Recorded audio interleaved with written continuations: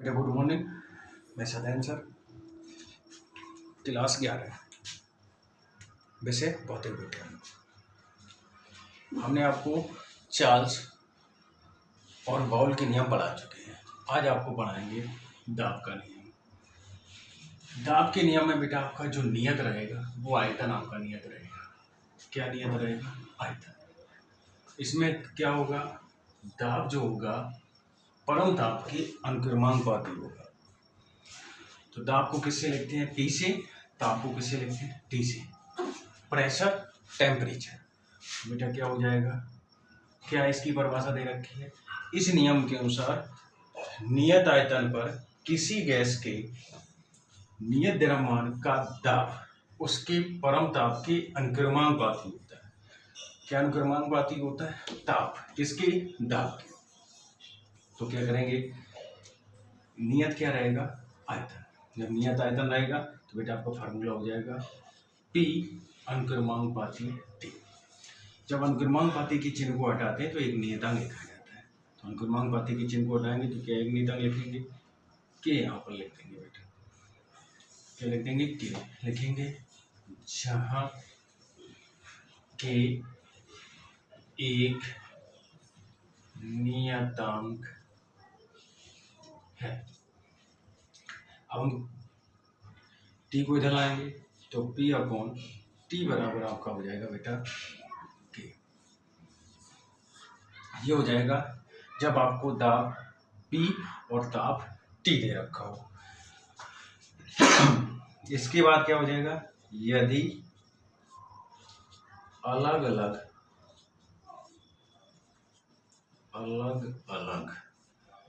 स्थितियों में दाब क्रमशः P1 व P2 तथा ताप T1 व T2 हो तो। अब हम दो स्थितियों में निकालेंगे। किसमें? जिसमें ताप T1 और आयतन दाब कितना दिया था? V1 दिया था। इसके बाद अब बेटा दाब कितना दे रखा है? P1। ताप कितना दे रखा है? T1। दाब कितना दे रखा है? P2। ताप कितना दे रखा है? T2। तब आपका फार्मूला क्या हो जाएगा?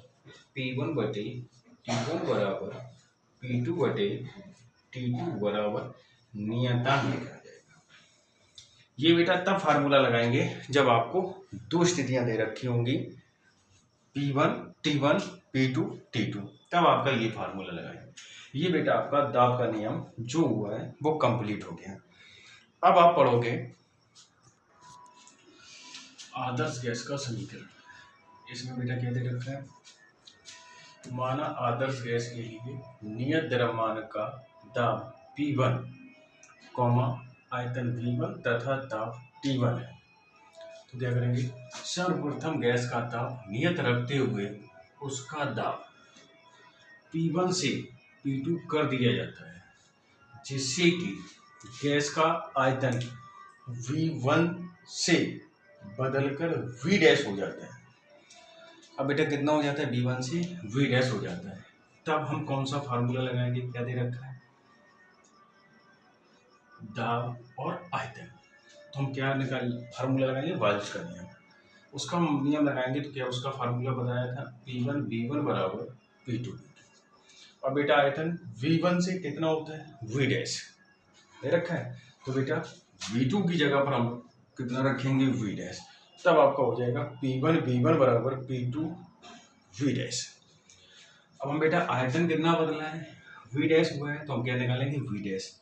V डैश बराबर P2 को इधर लाएंगे, बटे हो जाएगा। तो P1 V1 बटे P2 बराबर कितना दे? समीकरण कितना हो जाएगा? 1। अब क्या करेंगे? जब गैस के दाब को P2 पर स्थिर रखते हुए गैस के परम ताप T1 से परम ताप T2 तक गर्म किया जाए। किस ताप से? T1 से T2 तक गर्म किया जाए, जिससे कि गैस का आयतन V डैश से बदलकर V2 हो जाता है। कितना हो जाता है V2, किससे V डैश से बदल कर V2 हो जाता है। तो हम चार्ल्स का नियम लगाएंगे। तो चार्ल्स का नियम बेटा आपको क्या दे रखा था, चार्ल्स का नियम आपको दे रखा था, हमने आपको चार्ल्स का नियम पढ़ाया था। तो आपको चार्ल्स का नियम था बेटा V1/T1 बराबर V2/T2। ये आपका किसका था, चार्ल्स का नियम। अब चार्ल्स का नियम आपको दे रखा है, अब किससे हुआ, B डैश से B2 हुआ। तो V डैश बटे T1 बराबर क्या हो जाएगा, V2/T2। T1 को उधर ले जाएंगे तो V डैश बराबर हो जाएगा T1 V2/T2। इसको समीकरण हम लोग बेटा कितना मान लेंगे, सेकेंड। क्या करेंगे, समीकरण फर्स्ट हुआ सेकेंड से। फर्स्ट कितना दे रखा था आपको, तो V डैश की जगह पर हम कितना लिख देंगे, P1 V1 बटे P2 इक्वल टू कितना हो जाएगा, T1 V2/T2। तो 1 को एक साइड कर लेंगे और 2 को एक साइड कर लेंगे बेटा। तो कितना हो जाएगा आपका, P1 V1 बटे T1 इक्वल टू कितना हो जाएगा आपका, P2 V2/T2। अब बेटा इसकी जगह पर एक नियतांक लिखेंगे।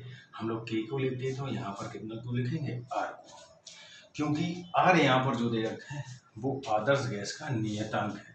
तो कितना रख देंगे, R रखेंगे तो कितना हो जाएगा, PV/T बराबर R। T को उधर ले जाएंगे तो PV बराबर हो जाएगा RT। यही बेटा आदर्श गैस समीकरण है, ये आपका आदर्श गैस समीकरण है। और इतना ही, धन्यवाद। गुड मॉर्निंग, मैं Satyendra sir, class 12 subject physics. हमने आपको बताया था जब परिपथ में धारिता C तथा प्रतिरोध श्रेणी क्रम में जुड़े हों, इसका फार्मूला हम सॉल्व करा चुके हैं। आज दे रखा है जब परिपथ में स्वप्रेरक गुणांक L तथा प्रतिरोध दोनों श्रेणी क्रम में हो। इसका ये फिगर दे रखा है, L को हम स्वप्रेरक गुणांक कहते हैं, R को हम प्रतिरोध कहते हैं। यहाँ पर आपको प्रत्यावर्ती धारा स्रोत दे रखा है V बराबर V0 sin ओमेगा t। ये आपका VL जो दे रखा है वो स्वप्रेरक गुणांक का विभवांतर दे रखा है, ये विभवांतर प्रतिरोध का दे रखा है। कलांतर के लिए ये BL जो है वो लंबवत दे रखा है, ये I के अनुदिश दे रखा है प्रतिरोध का विभवांतर। अब V और I के बीच में कोण आपका कितना बन रहा है, फाई, और V और VL और BR के बीच में आपका कोण बन रहा है 90 अंश। इसी प्रकार से इसकी परिभाषा देखिए आप, इसके लिए स्वप्रेरक गुणांक की एक कुंडली तथा प्रतिरोध R को श्रेणी क्रम में जोड़कर प्रत्यावर्ती धारा स्रोत V बराबर V0 sin ओमेगा t से जोड़ देते हैं। किससे जोड़ देते हैं, प्रत्यावर्ती धारा स्रोत कितना दे रखा है, V बराबर V0 sin ओमेगा t। इस दिशा में स्वप्रेरक गुणांक L तथा प्रतिरोध दोनों में एक ही धारा I प्रवाहित हो रही है। दोनों में कितनी धारा प्रवाहित हो रही है, I। दे रखा है प्रतिरोध R के सिरों के बीच विभवांतर VR तथा धारा I समान गला में होंगे। हमने आपको बेटा बताया था समान गला में होंगे, परंतु स्वप्रेरक गुणांक L के सिरों के बीच विभवांतर VL धारा I में 90 अंश अर्धगामी होगा। अगर ऊपर है तो अर्धगामी है, अगर नीचे होगा तो पश्चिमगामी होगा। इस प्रकार VR तथा VL के बीच 90 अंश का कलांतर परस्पर लंबवत है। क्या है बेटा, लंबवत है। हमने आपको बताया था VL और VR के बीच में कितना है, 90।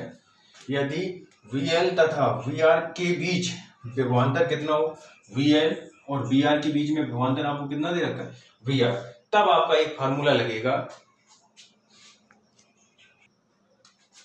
तब आपका बेटा फार्मूला लगेगा V² बराबर V² R plus V square L.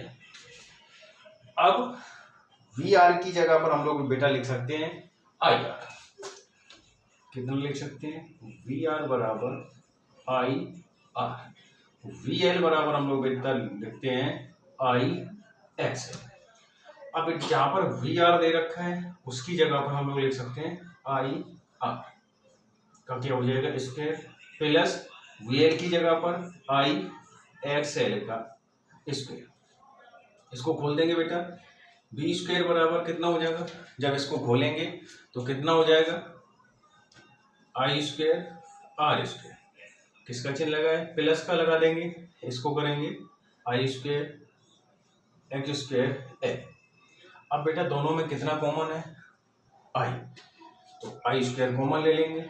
जब इसको आई स्क्वायर कॉमन ले लेंगे कितना बचेगा?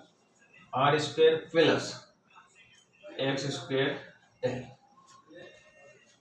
अब आई को बेटा इस साइड लाएंगे। जब आई को इस साइड लाएंगे तो कितना हो जाएगा? V square upon I square. इसका वैल्यू कितना हो जाएगा आपका? B square plus X square A. ये बेटा फार्मूला आएगा। अब इसको हम कैसे लिख सकते हैं? किस कंडीशन? वी अपॉन आई का होल स्क्वायर। इतना लिखा जा सकता है। अब क्या हो जाएगा? R square plus X square A. अब बेटा स्क्वायर को हम उस साइड भेज देंगे। जब स्क्वायर को उस साइड भेजेंगे तो क्या लग जाएगा? रूट। जब रूट लगेगा तब बेटा हम लोग क्या कर सकते हैं? अब हम लोग क्या करेंगे? क्या कर देंगे? v अपॉन आई स्क्वायर बेटा उधर भेजेंगे तो क्या लग जाएगा? Under root. तो क्या हो जाएगा? R square plus X square A. ये हो जाएगा। अब इसकी जगह पर बेटा हम लोग लिख सकते हैं v अपॉन आई बराबर जेड, जिसे हम लोग क्या कहते हैं बेटा? प्रतिबाधा। क्या कहते हैं? प्रतिबाधा। तो बेटा क्या हो जाएगा? जेड बराबर कितना हो जाएगा? अंडर रूट में R square plus X square L. ये हो जाएगा। अब बेटा हम लोग क्या लिख सकते हैं? एक्स एल की जगह पर हम लोग लिखते हैं एक्स एल बराबर लिख सकते हैं बेटा ओमेगा एल। तो जहां पर एक्स एल है उसकी जगह पर क्या लिख देंगे? Omega L. तो जेड बराबर आपका आ जाएगा बेटा अंडर रूट में R square plus X L की जगह पर क्या रख देंगे? ओमेगा एल का होल स्क्वायर। ये बेटा प्रतिबाधा का फार्मूला आ गया। अब हम लोग निकालेंगे कलांतर। लिखेंगे यदि, क्या लिखेंगे? यदि दोनों के बीच कलांतर, क्या निकालेंगे? दोनों के बीच में अब क्या निकालेंगे? कलांतर। कलांतर को बेटा किससे लिखते हैं? फाई से। कलांतर फाई हो तो अब बेटा फार्मूला क्या होता है? टेन थीटा का फार्मूला लगा देंगे। फार्मूला होता है टेन थीटा की जगह पर कितना रख देंगे? फाइव। अब टेन थीटा बराबर हम लोग फार्मूला लिखते हैं लंब बटे आधार। अब बेटा लंब कितना दे रखा है आपको? V L. आधार कितना दे रखा है? V R. तो बेटा क्या रख देंगे? वी एल बटे वी आर। हमने आपको बताया था वी एल की जगह पर हम लोग क्या लिखते हैं?